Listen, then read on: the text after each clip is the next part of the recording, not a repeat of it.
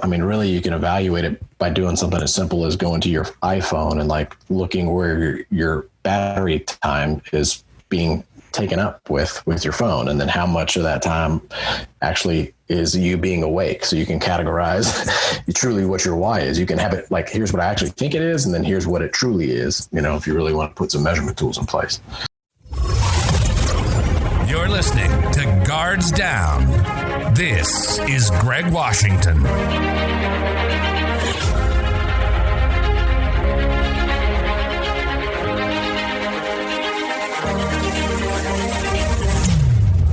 Hey everyone, and welcome to the next episode of Guards Down. I have with me today Stephen Collin. How are you? I'm doing good. I'm doing Greg. I'm doing good. Greg. It's for those of you who are listening, people have been doing this my entire life. It's just like the body part. It's colon, COLON, colon. Colon. And I tell people all the time, life would be a pain in the ass without a hardworking colon. So there we go. Look, that's funny. You can't unforget that now. No, you cannot. No, you cannot. And I played football my entire life. So you can, and I had the unfortunate experience of tattooing it to my back and going through Marine Corps boot camp with a tattoo to my back. So you can imagine the fun the drill instructors had with me. Yeah, there you go. It's all right. There we go. So look, we want to hear, give us a story about Marine boot camp, and having the last name Colin. Well, it has very little to do with the last name Colin, but as with everything that's related to military, you got to learn from going like completely unstructured to a rigid and structured and institutionally type, induced curriculum. So we're standing in formation one day. We're about ready to go. I think it's like the 15th, 16th day of boot camp. And I hadn't been a squad leader just yet. I was still kind of, back with the mass of everybody else. And I had to piss. I had to go to the bathroom really bad. However, you're not supposed to move. You can't function. You can't, ask a drill instructor if it's all right to go potty. So I'm sitting there holding my weapon, and I ran the other direction out of formation while we were in boot camp, and tried to use the head. Now, if anybody is familiar with the movie Full Metal Jacket, you cannot take weapons inside the restroom, especially when you're going through recruit training. So I got my weapon taken away by another drill instructor. I was able to use the restroom, which is great, but I got my weapon taken away from me by another drill instructor, and giving that back to my drill instructor, who slayed the crap out of me by the time whenever we got back to the barracks. That's a funny boot camp story. I graduated squad leader, so essentially they saw some leadership potential for somebody willing to make that big of a risk and look like a doofus, because I did. Well, there we go. That's all right. Well, look, of course, the show is about raising awareness for trauma and grief. And so, we just wanted to talk about, your experience. So the goal is to be able to save a life, giving someone some tools to put in their toolkit that will help them fight, another day. So, I'm going to give the floor to you, and you just kind of, give us your background, tell us who you are. And we'll just go from there. Very cool. Well, I don't think my background is that really unique to folks that kind of come from our same age group, Greg. I had a lot of friends of mine that came from divorced parents or, single family homes. Growing up, I lived in, I think, a very well-intended way. Like my mom, I was able to grow up with my mom. She ended up getting married to my stepdad when I was about 3 or 4 years old. So I don't really have much of a memory of a time where I grew up in a single family home, but I did, right? So 3 or 4 years, it was my mom, and my mom was more or less on, and I want to put her in a position where I'm talking about her negatively, but she struggled, she was raising 3 kids. My dad had left. So it was a crappy situation. I think that she may have even had some government assistance at some point to help her with places to live. And anyway, I say all that to say that I didn't know any different. I don't have a whole lot of memory of anything being negative during that time. Although looking back on it now with kids of my own, I know that it was. Right. I've got things that I struggle with till to this day. Work my ass off every single day to try to provide opportunities for my kids. And my wife does the same thing. And just knowing the struggle that's out there, I know that my mom put up with a lot. So that was just the environment that we grew up in. And with that being said, my stepdad was probably pretty frustrated about things, given that there's these three, very high energy kids that aren't his, but all of us boys. And then knowing what I know about my dad wasn't necessarily the easiest guy to get along with. So he had to kind of play that back and forth guy, kind of liaison, so to speak, between my mom and my dad. And growing up, there was a lot of tension, constantly, never really addressed. So even to this day, I have a difficult time, conducting myself appropriately whenever my emotions are activated, I guess is the right word. So what's interesting is a lot of that comes back to, in my opinion, not necessarily dealing with negative outside influences or dealing with when I say negative, I'm talking about like, you wear your hat at the table. So instead of getting smacked, you anticipate, that you take your hat off or, that type of thing, which those things happened. Or you end up getting, you just have things that happen with, I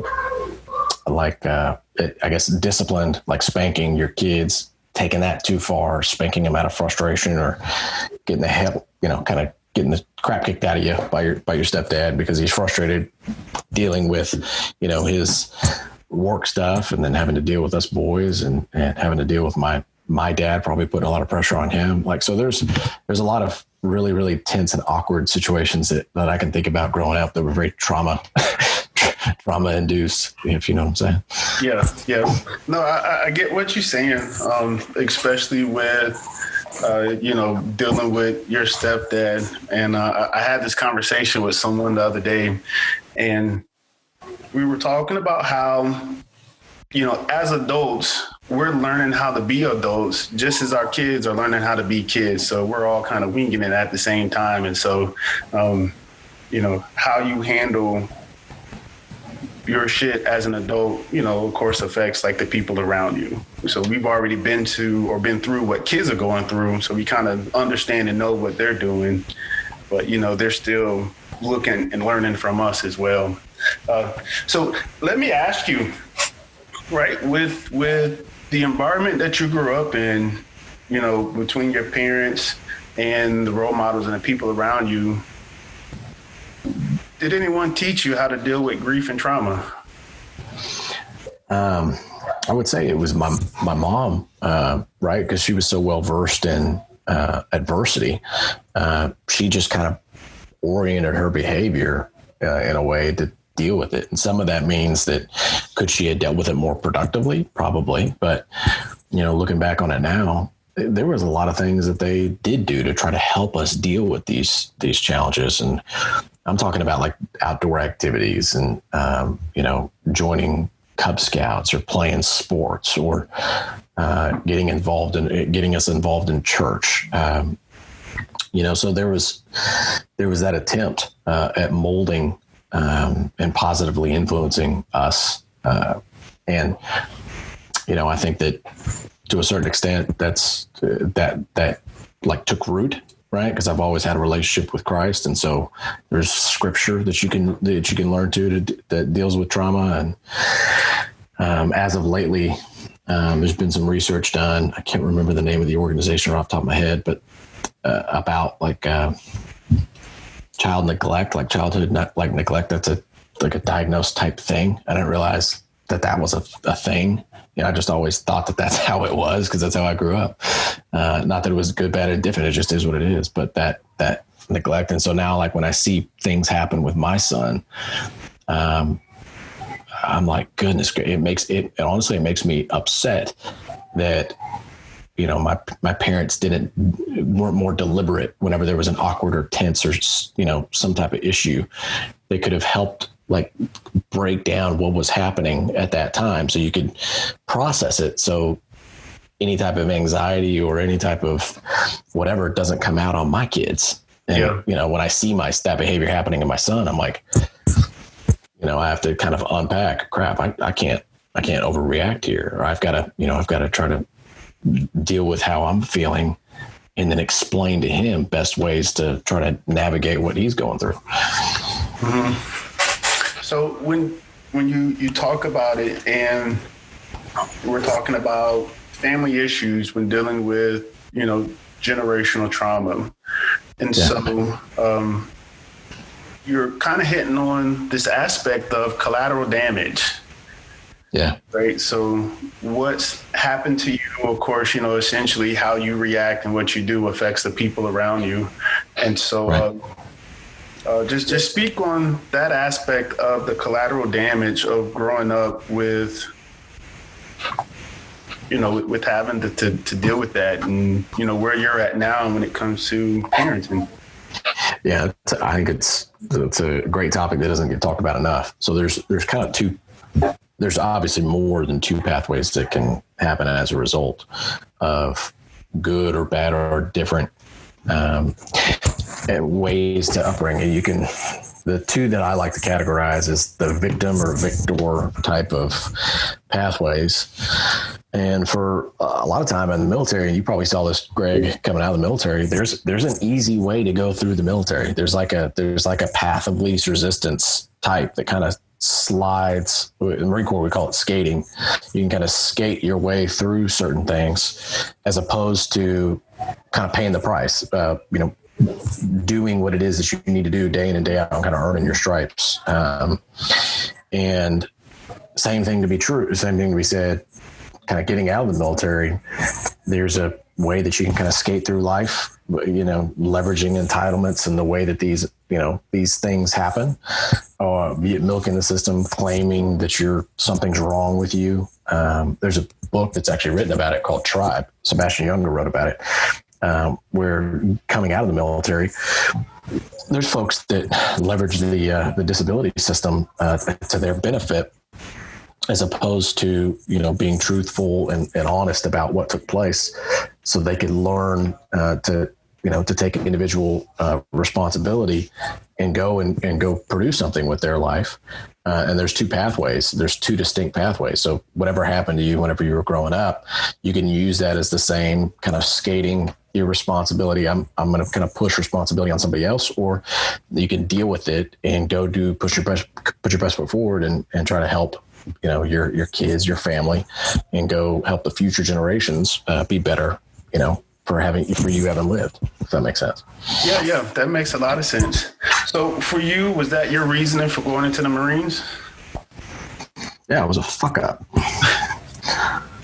Yeah, man. I mean, I'm just being honest with you. I felt like I was somebody who was broken. Something was wrong with me. I was real good at putting like an outward face on, but inside just feeling like a fake. I didn't have when it came to confidence and consistently producing, I had a really difficult time, even though I was in sales, right? And I could still hit numbers and generate income and revenue for the business. I just had a tough time dealing with me all the time. So the way that I coped with it is I drank.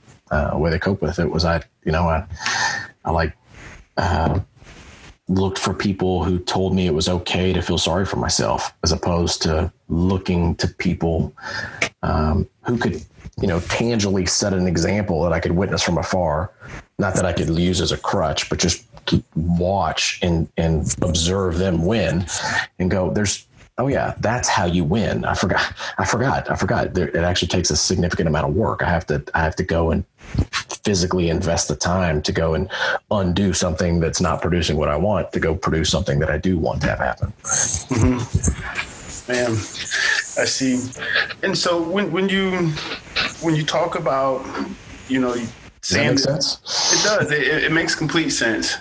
I just want to kind of bring some context around your reason why you joined the military, and start to get into coping. Was the coping mechanism of drinking and dealing with stuff before you got in, or once you got in? Both. It was so I drank before I got in. When I say I drank before I got in, I had gotten I had run-ins with police. Yeah. How old were you when you joined? I was 22, 23. Okay. So it was relatively late, I guess, is what a lot of people would look at, but I had more or less been on my own. My dad left when I was 15 years old. And so I started experimenting with, alcohol. It really was just alcohol. I didn't really touch anything else, as far as substances or anything like that. So, I'm just being transparent with you that, when it came to alcohol, I didn't like the result of the decisions that I was making. However, that was how I was dealing with how I was feeling. So I just continued to do it as opposed to fundamentally looking at making a change. And then, I was just trying to numb this depressed feeling constantly. And you can't numb one of your feelings. You end up numbing everything, and you end up becoming a little bit narcissistic and just selfish. And, you end up kind of just rotting from the inside. And that's what I felt like I was doing for a number of years.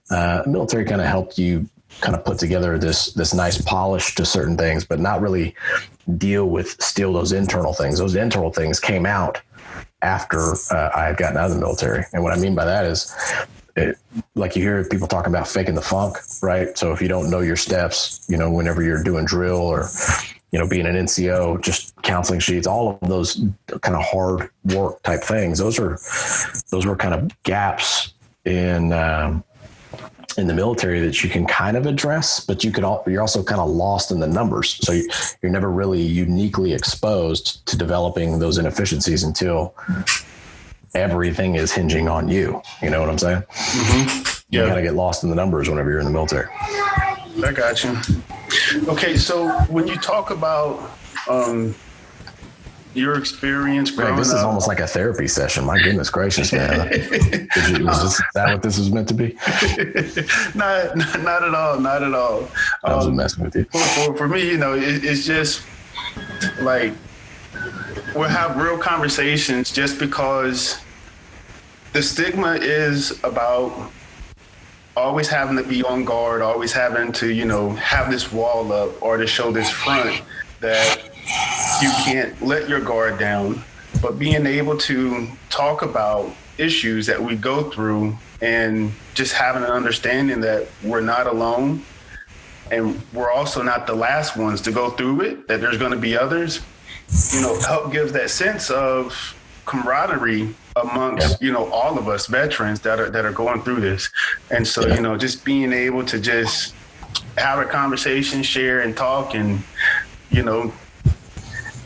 speak so that we can help somebody else is kind of like, where we're going with it.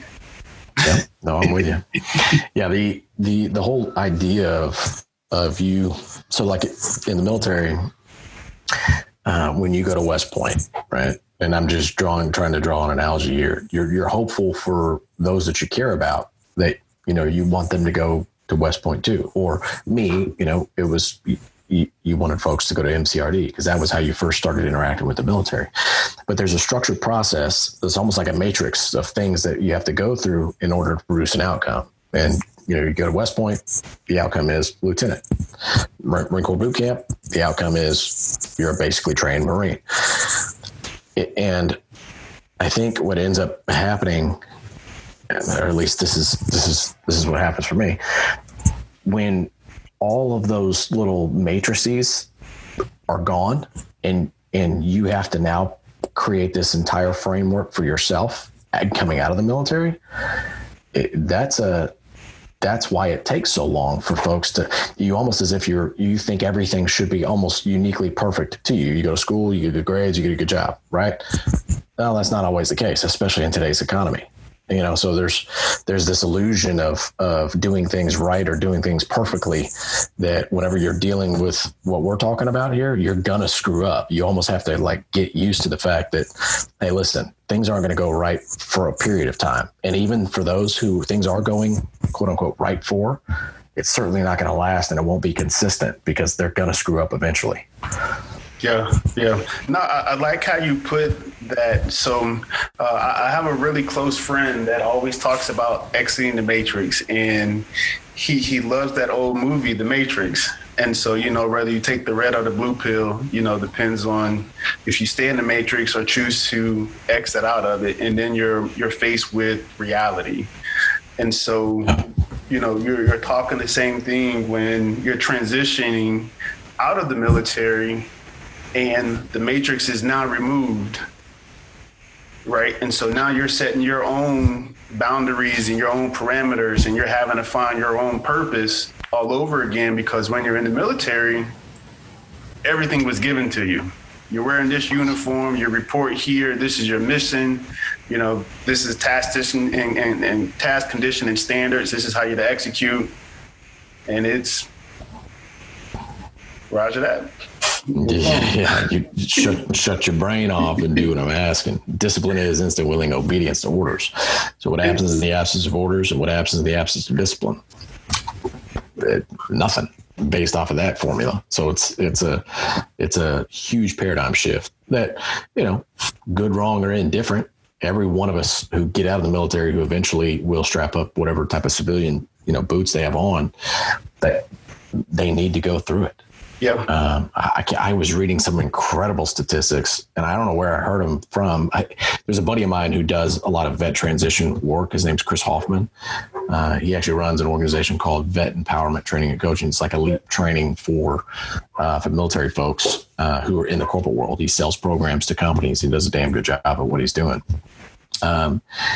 And the idea is you get these tools, systems, and processes to consistently produce elite performance. And elite performance is not necessarily premier or elite or best or average or whatever. It's just consistently doing really, really good. Try to get the best at it you can of every single day, which that's what we're all hoping to get done anyway. Yeah. And most days that doesn't happen, but you try to, and you try to consistently get it done. Yeah. And so just to kind of bring it down from the high level. Yeah. Right. So, I was asking the questions about your childhood and your early years in the military to the point of, you transitioning out. So what you were taught and what you inherently learned and how to cope with trauma and grief growing up versus once you're an adult, what did you teach yourself, about dealing with trauma and grief and your transition out the military? Yeah, man. It's a really good question.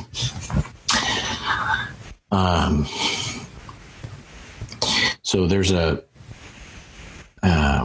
survival component to the way that I grew up, or at least I felt that way. I was fighting with my stepdad, right? They were kicking me out of the house. I had to go live with my dad, fighting with him drinking and me, having authority type challenges. And then he left. So there's that kind of scarcity, almost like survivalist mindset that, you can survive whenever you're in the military because they have everything so perfectly done. If you need a place to live, you go to housing. You need some type of medical assistance, you go to medical, go to, it's like, so there's it's cookie cutter, it's like life with Nerf gloves on. But yet there's still a mission. So when you take that mission away, and you certainly take that framework away, it's almost as if you have to go back to like your default frequency in a way. And if that frequency is set to survive, then you kind of go back to that mindset as opposed to, I want to advance my life, or I truly want to stabilize what I have and move forward. I realize that responsibility falls on myself. And it doesn't necessarily mean that you're going to do that very, very well. So you may pick the wrong career path. In my case, I did that. Or you may take, you may jump into a different profession, or you may have a difficult time entering into long-term agreements like a mortgage. So you have to do short-term leases, so that type of behavior came out in my life because that was kind of what happened. Mm-hmm. Got you. And so in dealing with these different things and having to set your frequency on whether to survive or thrive, you already experienced dealing with alcohol at a young age.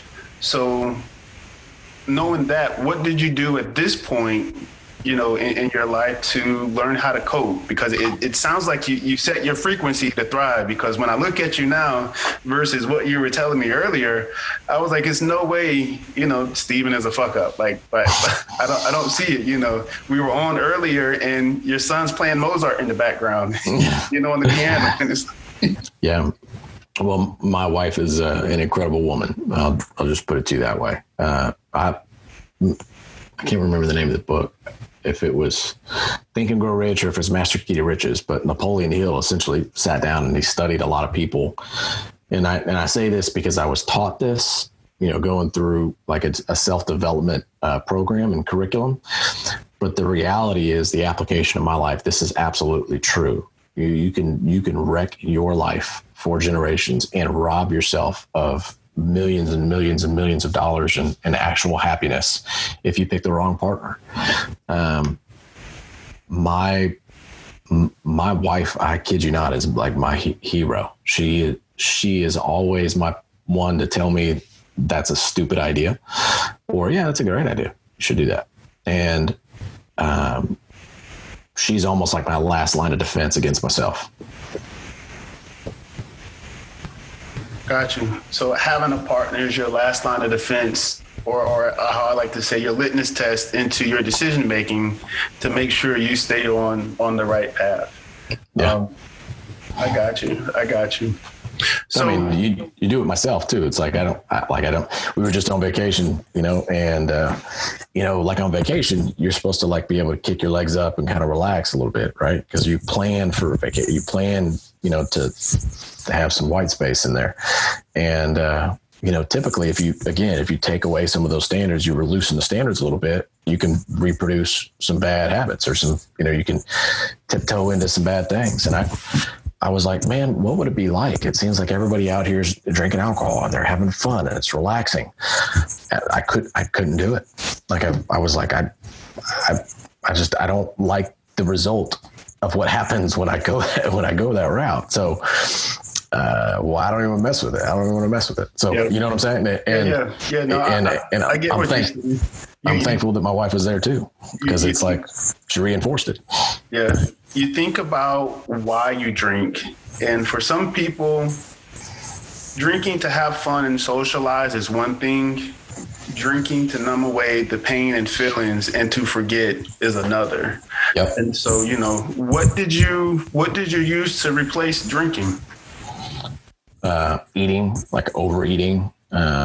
So I gained a bunch of weight, right? So I'd eat like a bunch of ice cream late at night, or I've talked in separate occasions. So you've heard some of this before from me about how, some of that behavior kind of comes out in different ways. Overworking, constantly checking different tech applications to make sure that I kind of have the appearance of being productive, or at least to myself, I can kind of feel like I'm doing something. Scrambling, like over scrambling back to, disorganized plans as opposed to tangibly, moving things forward, with an expectation, like a Gantt chart style, like you want to move things forward. So I struggle, I kind of tackle back and forth between those two behaviors. But yeah, I mean, those are the things that I've replaced drinking with. I've also meditation is a great practice to be able to have. I wish I could do it more consistently. I guess that's why they call it practice. But, trying to meditate, you can, like I've experimented with other things. CBD has done a really good job of helping me process things. It really seems that way. I don't know if it's a placebo effect or not, but it seems like it really has. I always had this old paradigm about, THC and, that, but it's crazy how effective, from time to time, those things can have on you being able to process information. Yeah. No, and I agree with you. I'm a very strong advocate when it comes to alternative medicines and helping the body, because I know with opioids, one, it's not natural, and two, it's addictive. Yeah. And so you're having to, coming from the VA, you're having to take a pill that gives you a side effect. Yep. And then you have to take another pill to counter that side effect.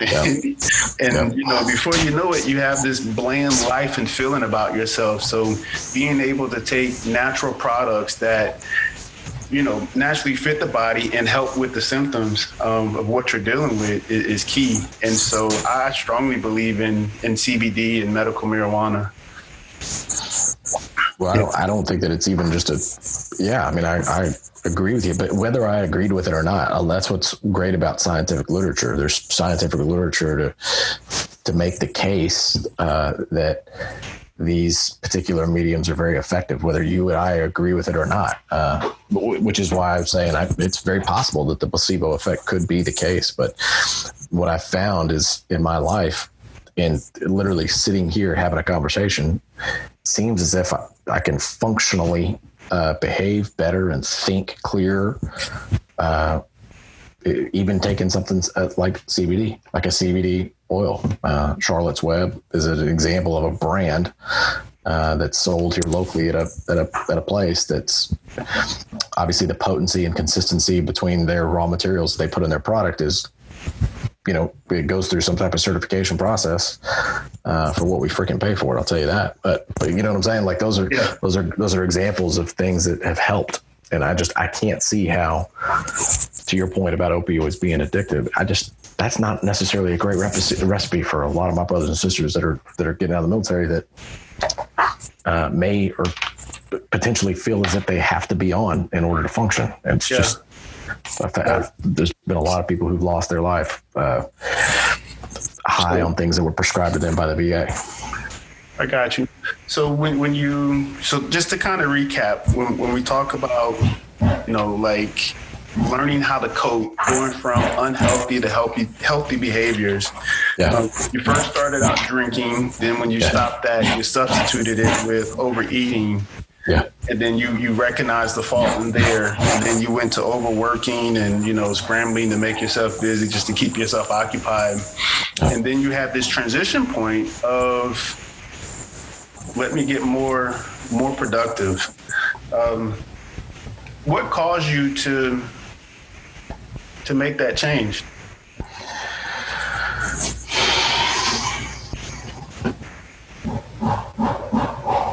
I wasn't happy. I don't know if I could simplify it much more than to say I wasn't moving my bank account forward. I wasn't moving my career forward. There was no measurable, by any unit of measurement that's out there, things weren't moving forward, other than you could make the argument that my family was, but my family was about ready to go. I was about ready to my wife was going to leave. I was going to lose my family because that that type of behavior that I was just referring to, or that you just kind of read back to us, was producing behaviors and things in me that was driving my family away. And so it was almost like, do I want my family to be gone? It's the only thing that I have in my life that I can say absolutely love more than anything else. That was something that scared me so much. I was like, I've got to, like, obviously something's there. Something's up. And there was something about like being able to ask somebody for help or have a conversation, but like asking for help, to be specific. I had a buddy of mine that I grew up with said, "Hey man, you should go over to the VA and talk to them about, just to make sure that you're getting all the benefits that you need." And I was like, I didn't even know what that meant. I was like, all right, whatever. So I took my paperwork. I went back up to the VA, talked to them about what benefits there would be there. And they said, well, do you struggle with these things? And I was like, overeating, overworking, drinking, not great with alcohol. In the past, I would just say no, because it's none of their damn business. I'll figure it out, whatever.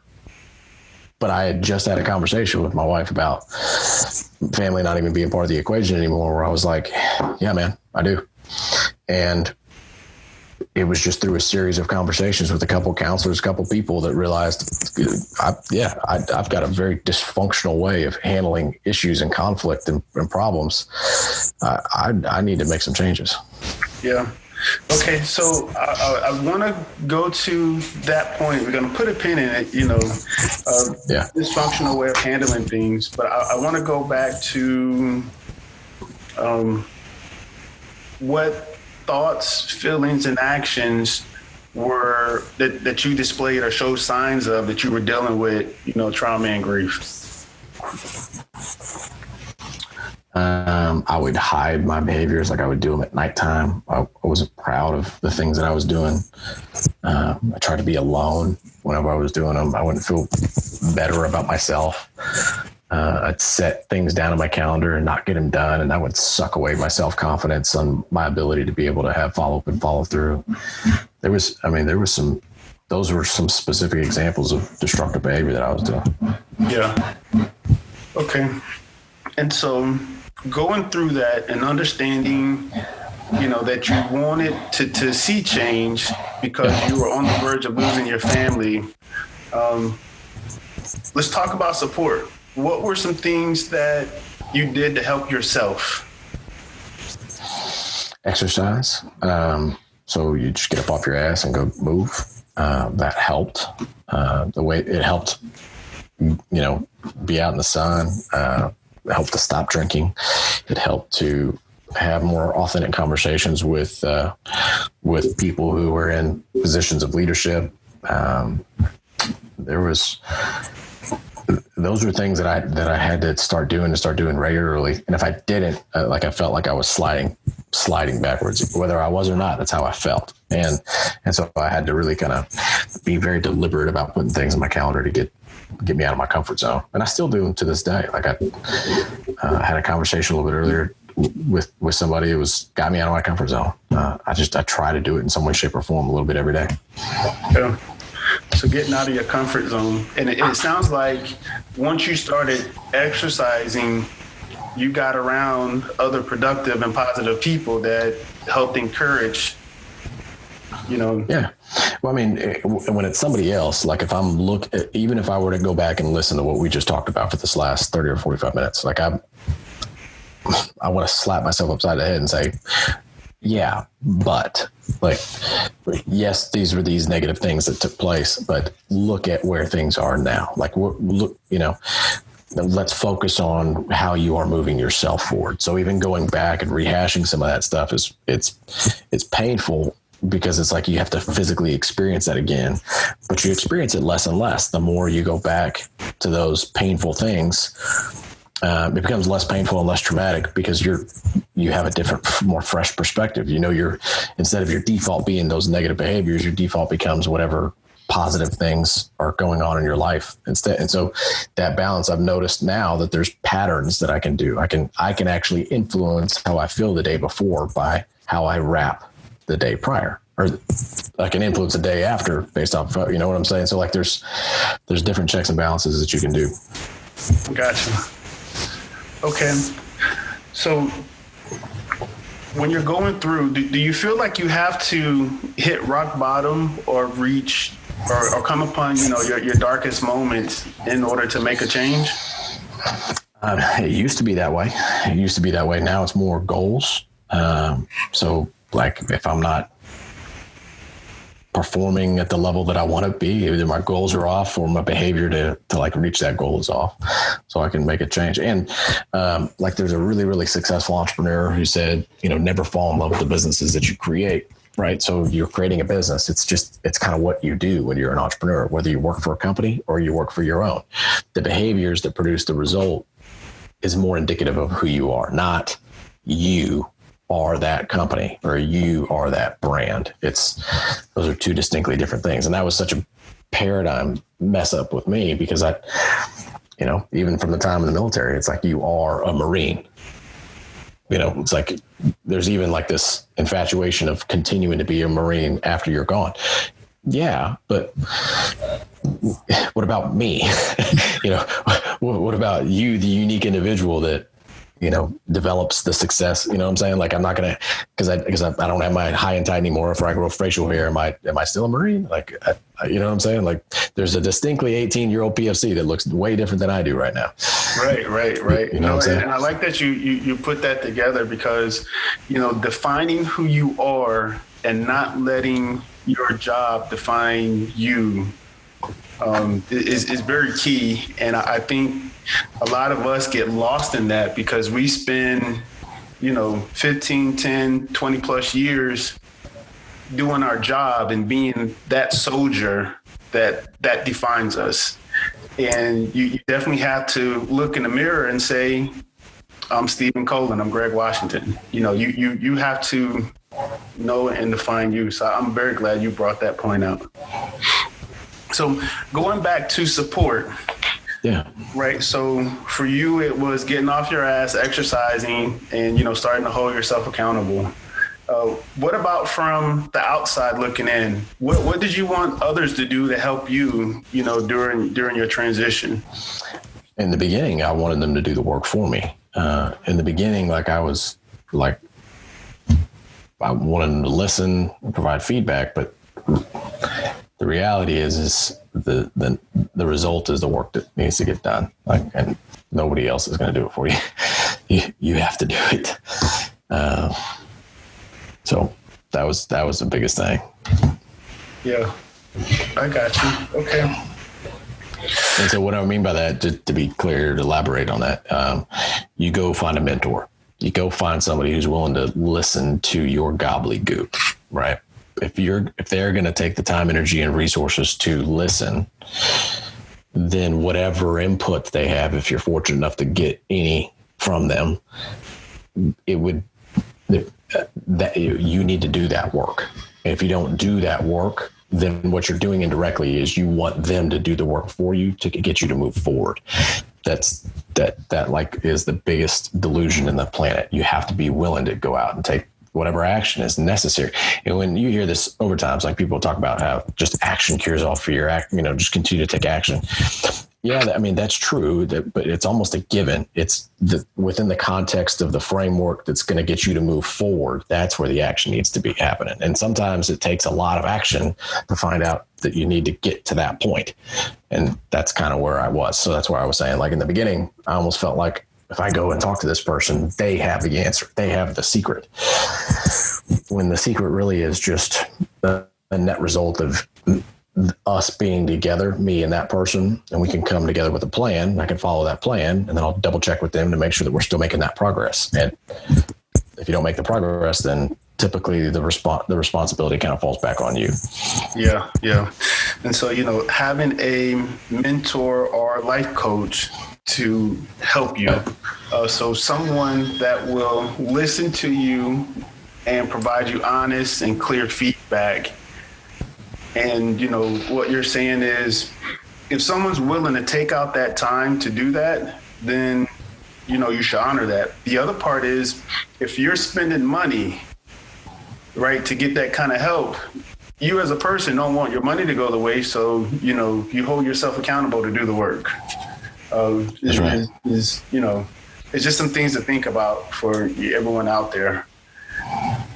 Yeah, for sure. What's been the toughest part of all of this for you? That's a good question.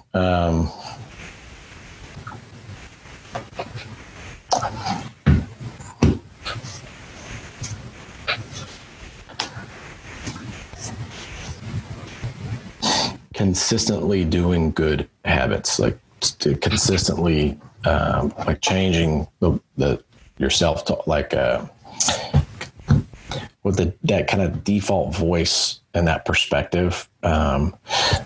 There was a really good book called The Body Keeps the Score about how to deal with trauma. In that particular book,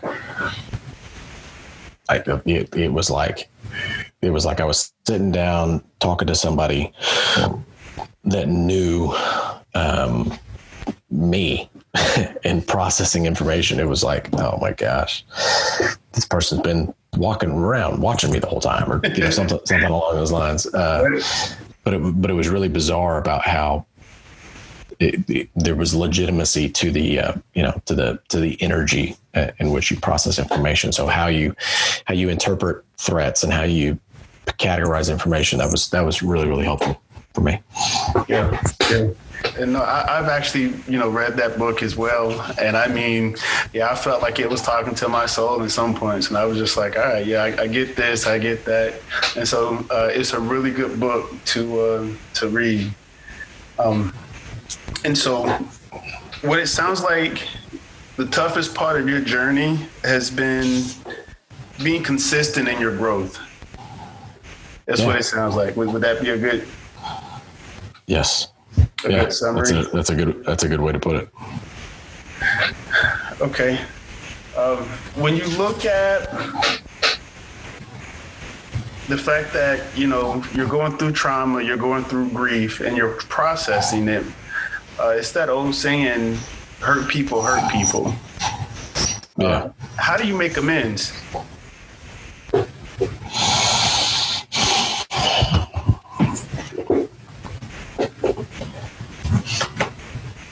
I mean, it sounds really cliche, but you have to like forgive yourself first. And then you have to be disciplined that when you've forgiven yourself, that you're not going to repeat that behavior. And I call it get some wins. You have to iteratively start getting some wins. So if you set a goal of, I'm not going to beat myself up about this particular thing anymore.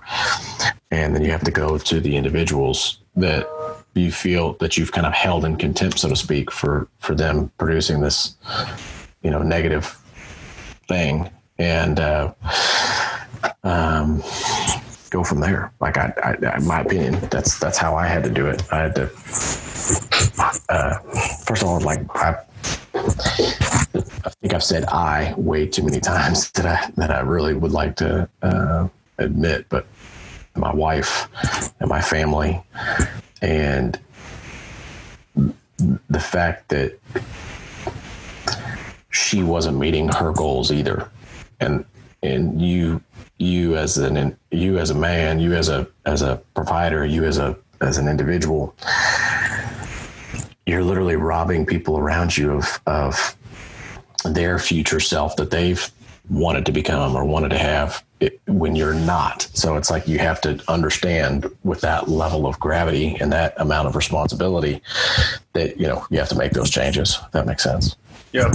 No, that makes sense. And that kind of leads into my next question of, I normally ask people what kept you going when you give up, but, listening to you and how you talk about your wife and your family, it makes me ask not only you, but just anybody's listening, is your why strong enough?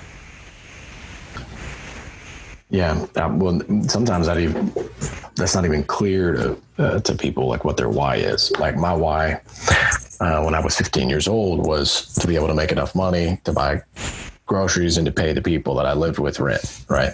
My why when I was 6 or 7 years old may have been like, and go over to my buddy's house and I could play Excite Bike or whatever. It was an old Nintendo game.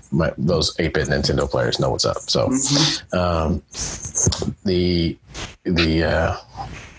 my why whenever I was in the Marine Corps during boot camp may have been chow to chow, Sunday to Sunday. So it's like there's a process to kind of identify what your why is, and don't think that you have to go through and get a very clear understanding of what it is. You just have to, really, you can evaluate it by doing something as simple as going to your iPhone and like looking where your battery time is being taken up with your phone, and then how much of that time actually is you being awake. So you can categorize truly what your why is. You can have it like, here's what I actually think it is, and then here's what it truly is, if you really want to put some measurement tools in place. Yeah. I like that. I like how you kind of quantify it so that you can go back and check and see, okay, how am I spending my time wisely? And if I'm spending this time, am I being productive with it? Yeah. It's the hardest thing. It's the hardest thing to change. And it's the hardest thing to be authentic with yourself, which is a lot of times why you need a third party, either helping to hold you accountable or,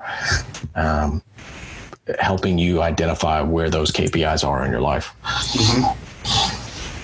Yeah, I agree. Because that comes to mind as, you can lie to everybody else, but you can't lie to yourself. And so once you have that honest moment with yourself and you start to take that action and walk down that road, it's okay to, at that point, get someone to help hold you accountable. And so I like that. And the right people too, because I was part of a leadership group for a number of years. Sure, they were holding me accountable, but they were holding me accountable to the wrong things that I wanted in life. I was parroting back to them, much like what happens whenever you're in the military. You parrot back to whomever your authorities are, whether that be your NCO or your drill instructor at the time, or the instructor at the course, or whatever. You're parroting back what you feel like needs to be told when you're not really sure what it is that you truly want, because you haven't gone through that hard work yet to find out what you don't want and write down like what it is you're looking to accomplish. So sometimes you can have the wrong mentor. Sometimes you can have the wrong people around you. Yeah. So you bring up another great point, right? And so transitioning out of the military, because that's like the rough part of the road. Yeah. How do you give us a process? How do you go through and say, okay, I have this new blank slate. Let me redefine myself and my purpose. In my opinion, I built an entire brand around kind of almost making fun of yourself, right? You're going to screw up. You have to, your process is, and if you iteratively set one goal, like if you set one goal and you get that one goal accomplished and that's all you're going to do that day, good. But you can have more than one goal in a day. So you can say 2 the next day, and 3 the day after that, or whatever the case may be. But that iterative process, you're going to screw up. There will come a time where you're like, I'm going to set 3 goals, and you get, if it's possible, you can get -2 done, right? You will have those days. What I call that don't be beta, right? You're going to have those knucklehead moments. Don't be a beta, which means you have to be a follower, or you can be an alpha. It's just a type and picture of way of saying, listen, you're going to screw it up. You're eventually going to feel like a fraud. You're going to feel like you're not capable of moving up the mountain. But the reality is any significant progress happens one step at a time. So you have to get back to what I call get some wins. And as well as anybody, especially when it comes to football, when you have leverage and inertia, you leverage those two things. There's like the lower you get, the more inertia you're going to have. You're going to be able to lift your opponent up off the ground or drag them to the ground. You learn to leverage those things, but you can't do that without momentum and generating momentum, which is why I call it get some wins. If you're going to feel terrible about yourself, then you're going to make self-destructive choices and bad things, and you don't like the result of the things that you're doing. If you don't start small and start developing momentum and realize that you're going to screw up along the way, it's impossible to come out of that. And if you're next to somebody else who's gone through something similar, that's even better, because rather than you telling them that they're going to go through that, you can actually jump in there with them. So that's why folks who are listening to this particular episode, if you're experiencing some of that, thank God Greg's putting these things together. Reach out to somebody who he's had on the podcast, or reach out to me. You can find me anywhere on social media. Reach out and we'll chat, especially if you're a veteran. There's nothing worth you robbing yourself from moving forward. Indeed. And we'll get to that on, right before we end, so that people can reach out to you. Cause I definitely, this whole thing is about connecting people to resources and to normalize the talk around dealing with this shit. So, so that's good. Okay. And we're close. We're about to wrap up. The last part that I wanted to talk about was around seeking help. Okay. So whether it be a behavioral health specialist or mental health specialist or a mentor or a life coach, did their race, gender, or background play a part in how effective the treatment was?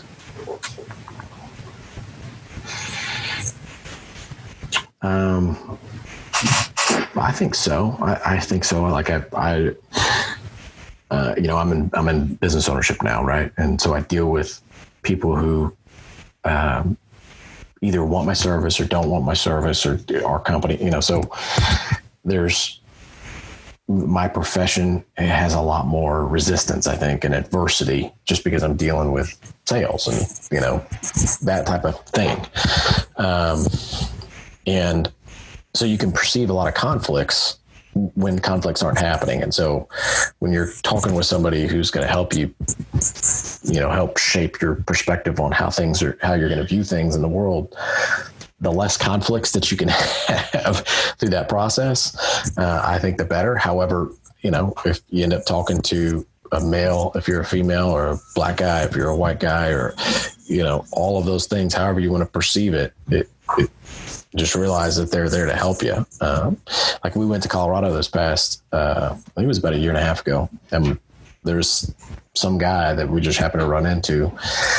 My wife knew him from back in the day. We just were, we caught up. He had just given his life to Christ. He was a Christian. And I'm like, there's some like BS meter going off in the back of my head of who this person is and why are they talking to me? But what they left us with was something I was struggling with. And so obviously there was something the way that God works. It was almost like he was saying,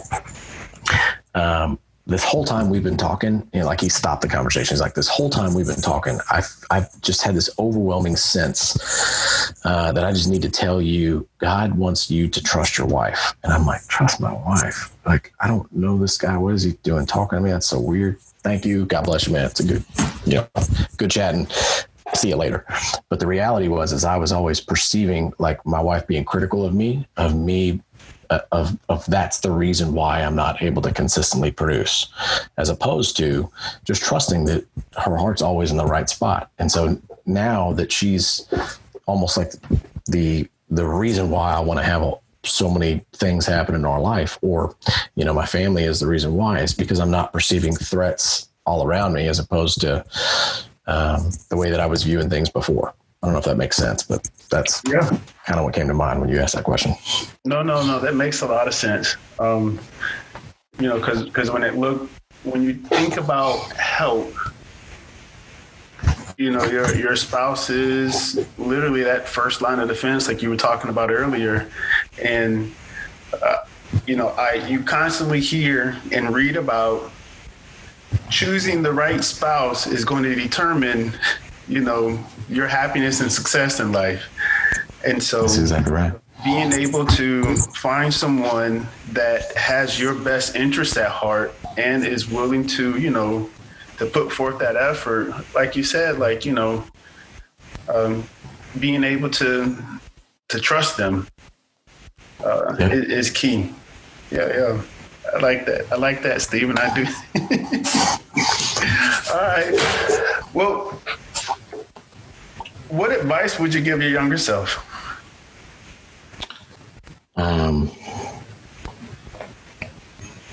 Invest early.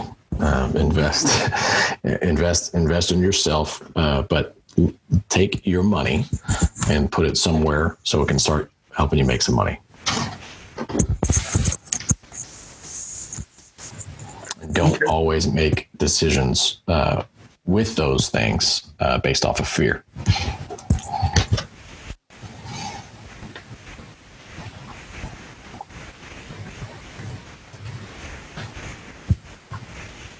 All right. Last question. Do you see your growth?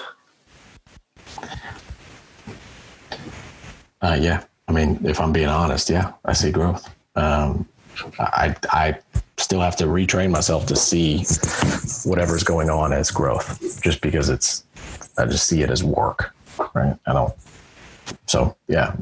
see growth. I don't take the time to stop and give myself credit and all that stuff. I feel weird about that. It's weird, but yeah, I don't stop to give myself credit. Mm-hmm. And at the same time, I also feel like I don't quite deserve it yet, because I still have more to do. And there's a lot of things left to do. There's a lot of work still to be done. Yeah. But I'm definitely not where I was. That's thankful. I'm thankful for that. Yeah. And I mean, and that's the key, is to at least look back, you know, that self-reflection, to understand where you came from to where you're at now. But also, you know, just keeping in mind that, I still got a little ways to go, but I ain't where I started at. You know what I mean? And that's so that even if it's a small bit, you know, it's still worth it. Yeah. You know, so I just want to thank you, and I appreciate you, you know, you coming on and sharing and opening up. Please tell us, how can we reach you? Tell us about Knuckleheads, your whole project, and what you got going on. Cool. Well, I do sales full time during the day, right? I also have and so when I say I do sales, I'm always selling, or whether I'm selling technology or I'm selling the service, whether I'm selling, I'm always thinking of ways to solve problems. When I say selling, that's what I think of. Even if it's like, I was talking to my mom yesterday, and she's struggling with some things that are going on with what she's listening to all the time. So in a way, I have to influence or sell, you know, that there's nobody who's got it completely figured out at her age, and it's okay for her to calm down. And, you know, so I'm always kind of high level problem solving. I just simplify it by saying selling. And so people can get in touch with me over on LinkedIn, Knucklehead. You mentioned it, Knucklehead Media Group. They can get in touch with me on Facebook, Stephen : just like the body part. Remember, life would be a pain in the ass without hardworking : Twitter, social media. You can email me, Stephen, STEPHEN @knuckleheadpodcast.com. So there's a couple different ways you can get in touch with me, for sure. There we go. All right. Well, look, any last words of encouragement or wisdom before we sign out? And nothing what I say is white. Well, I appreciate that. No, man. I appreciate the format, you know, the work that it is that you're doing. It's difficult to deal with people who've had to deal with trauma and unpack all that stuff and put it into a podcast. It's a lot of work that you're doing, Greg. So appreciate the opportunity to share a little bit. And my encouragement to you, as difficult as it is for those of you who are listening, to think about, you know, asking for help. It seems like such a counterintuitive thing to do when you're dealing with trauma, because you almost, in a way, you start willing, like, you think that you deserve it somehow. It's weird. Just realize that there's other people out there who've gone through something similar, and, you know, maybe a couple of us right here, get in touch with us. This would be a good place for you to kind of come back to and check in from time to time, so you can remember that you're not all that, you know, everybody's struggling with something. Indeed. Well, look, I appreciate you sharing. And for everyone that's out there, yes, you have to set an end goal, but you have to be happy with the journey and the progress, you know, in the process of it. And so, Stephen, I thank you for coming on and sharing and opening up with us. And shoot, man, I look forward to the things that we're going to do, you know, individually and with Bunker Labs. And to everyone out there, you know, we just want to tell you, stay safe, stay focused, and stay engaged. This is Guards Down. We're out. See you guys. You've been listening to Guards Down with Greg Washington. PTSD and complicated grief are very real. About 8 out of every 100 people will have PTSD at some point in their lives. About 20 to 54% of people with complicated grief will simultaneously suffer from major depressive disorder. And that's why shows like this are hugely important. Raising awareness for PTSD and complicated grief. Thank you so much for listening. We hope you've gotten some useful and practical information from this show. We'll be back soon, but in the meantime, hook up with us at guardsdown.com. We are iron.org, on Facebook at Guards Down, and find us on YouTube and Instagram.